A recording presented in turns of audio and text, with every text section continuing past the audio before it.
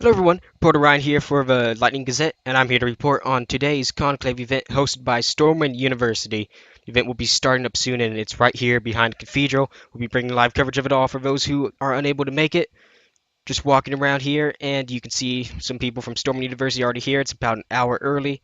There you can see Pommy Tepet and Maggie. And then over here, it's the evil and the great Naihihi. Will he be spoiling anyone's plans today, or will he just be watching? Who knows what this crazy man is up to? We can only find out as the show goes on. Anyway, we'll be going up with highlights next. Anyway, the Lancers took off from a distant mountain and glided in on the show. As they landed, Valerie told a quick joke and then called up the first performer, Kaneo, to the stage. Ganil went up to the stage to start everything off with a poem, as she normally does. She read, Tonight I lack the breath to sing, but I still keep a song in my heart. Tonight I fear what tomorrow will bring, and yet I'm determined to start. For though on weary legs I stand, I do my best to stand tall, and though I know not where my fate will lead, it will not be by choice if I fall. The third person to take the stage is Pummy. Pummy, for the first time ever, told everyone a story. She said that all the sentient races of the Alliance find kittens, bunnies, and infant childs cute, but not just cute, adorable. Why is this the case? She asked. Well, Dr. Tapet is here to explain it all. She used science to find reason, and reason she has found. She used a psychologist as reference for her first statement, saying that there are a set of traits that all Sentinos must find endearingly attractive. She went on to give examples of such. She later said that if the above was not true, we may abandon the care of infants. She stated that to be cute, you need to have a large rounded head relative to the body, a forehead that's quite high, eyes that are large in size relative to the face, ears that are small relative to the head, rounded protruding cheeks, short arms that end in small hands, postures that are protrude but not bulge. She then went on, the list growing longer and longer each minute until she finished, and then up next was Valerie and Zuko with their comedy. After Valerie and Oak's comedy act, the next actor is. Wait a second, what is this? The great Naihihi has taken the stage. Ah, another one of his evil plans to make us sit through another long and boring story of his. Anyway, I guess I have to report on his tale. It began with a small mortal who had a lot of foolish ideas on life and death, and all that mortal things us mortals do. The mortal believed there was a secret to immortality, and since those foolish, pointed-eared mortals wouldn't give us any hints, he had to find it himself. After trying over and over again, he eventually bought a castle in Gilneas and hired a few other mortals to help him. The first helper was a hunchback, and the second had a bothersome accent. They dug up some graves of other dead mortals and took a few bits here and there. He then sewed them back up using fell magic and some other elixirs. They had all the pieces of a monster they needed except for one, the cerebrum. And so the hunched mortal went off to slay a mortal in search of a cerebrum. But all he could find were those ugly candle-loving mortals. But he killed it anyway, and he took its brain from the monster. They put the brain together and it didn't work. And after a few minutes, the hunchback accidentally fell onto a switch in the lab, and then dark magics went to work. And then came the monster. It was standing there. It stood there, but it was different. It was dead, double dead even. And it was befuddled, and it was scared, and it ran off into the night, shoving all other mortals aside. He headed for a town, and there another human saw it. She ran back to the town and warned everyone. The townsfolk grabbed pitchforks, they grabbed knives, and they grabbed torches. They all cornered the monster as soon as they stepped foot in the city. Some called for an execution, some for a trial, and others wanted their mothers. But they all knew one thing they all shared in common, that the monster must die. But then came the hunchback, and then the bothersome accident mortal. They came and talked to the townsfolk. They gave him a speech on humanity and all that mortal foolishness, and the townsmembers soon changed their mind. But then, when everything seemed good for the monster, out popped an incredibly evil, powerful, and fashionable warlock lord, Nahihi. After the outbreak is Marion McCarran. He came up with a tale, but not just any old tale, a true story. You see, the costume he is wearing, it came from his cousin, an intelligent, strong, and idealistic cousin. They're both the same age when they graduated from the University of Booty Bay. He was to become a surgeon, a practitioner of basic healing. He set up his office in Duskwood. It was a small house, and they had a bedroom, a kitchen, and a small operating area. People within the forest sought him out on occasion until one day he awoke to find a woman knocking on his door. He opened it wide and he was stunned as she bashed him over the head. And his cousin before this, he had been studying some dark arts. The house was lit on fire. Gregor himself managed to escape it, but he was changed. Something dark within him began to stir, emotions he had never felt before. Anger, furious and deep anger. While McCarran lived with him, he was a kind man, a decent man, but after this incident, he turned to the dark tomes once again.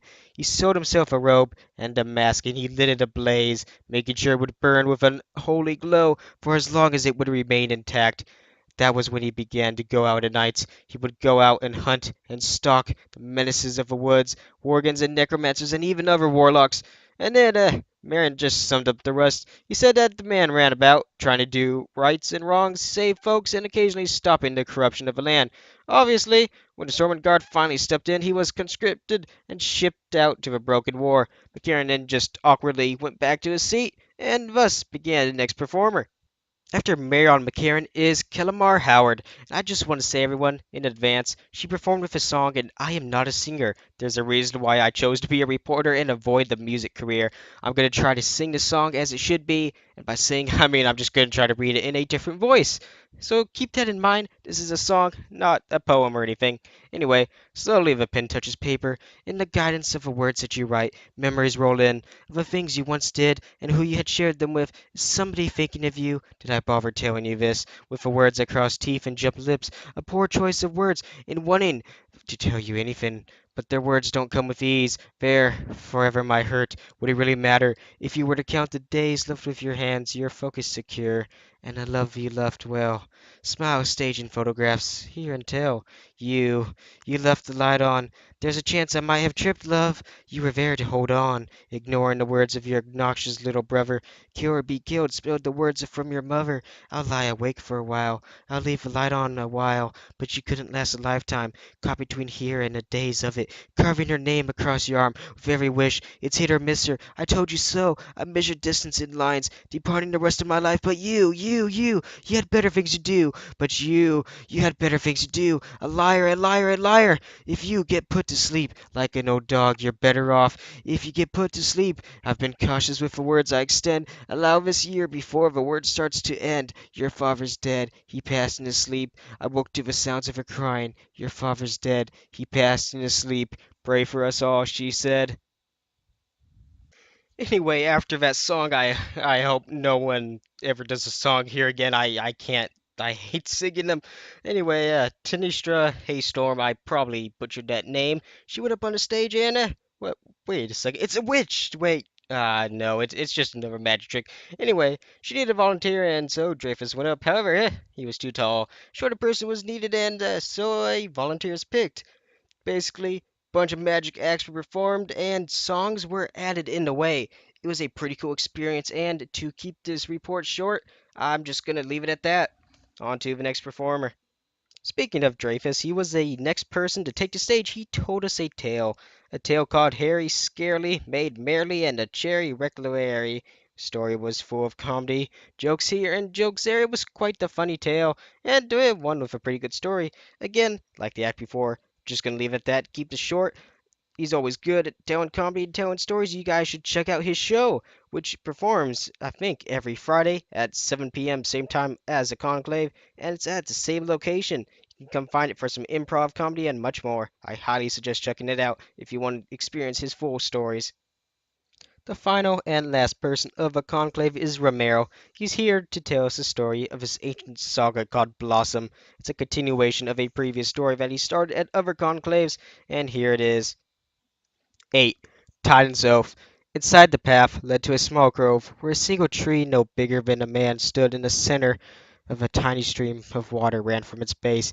Aphazad, who had survived his long trek across the east, approached the small tree, where he noticed a single fruit hanging from its branches. Fear had taken into his mind as he remembered the faces of his fallen warriors in the Forbidden Valley. In this moment of hesitation, the fruit suddenly fell from the branches. It rolled to his feet, as though urging him to partake in its bounty. Rather than watch the terrifying beings eviscerate the world, Aphazad took a single bite with uncertainty, and within mere moments, Aphazad's body became ablaze, his eyes a golden state, his mind an ocean of knowledge, and his strength a mountain of steel, and his endeavor an unfathomable valley of vigilance. Suddenly, a voice was heard from what seemed to resonate from the very trunk of the road tree itself. O worthy one, my essence I bestow upon thee, so as to bereave from thy might of the universe. Go now and cleanse the world above my illness, so that all shall know from thy Titan's wrath. 9. The Divide. Afazad emerged as a champion of Yggdrasil, his newfound gifts allowing him, and him alone, to hunt down and vanquish the horrors that plagued the world. Although his valiant efforts freed the land, man would pay a costly price for their arrogance. For Yggdrasil, in all its glory and wisdom, could not allow the greed of man to open the black veil once again, and so the Road Tree expanded its mighty roots and separated the valley and the lands, dividing the earth into continents. Exiled from the pure lands of the World Tree and all of its splendor, man was forced to rebuild their civilization in these separate nations as penance for their transgression. Never again would they sample its paradise, with much of its strength depleted in the cataclysm. The World Tree summoned Avazad one last time, and rather than accepting his life in exchange for Yggdrasil's aid, the World Tree tasked him with one final charge. O champion of mine, charge and lead thy people and protect my children, for they are true. Thy inheritors of the green valleys and your people shall forever sample their shining loam. With its final words, yonder sail, which stood since the first age, receded back into its roots, conserving the last of its strength to continue its charge and to protect the world and all the known universe from the forgotten place for all of time. And with that, folks, that is the end of a conclave here. It's been the 1020/16 conclave, and we hope to see you all next week here. This has been Reporter Ryan, and I hope you all have a good night.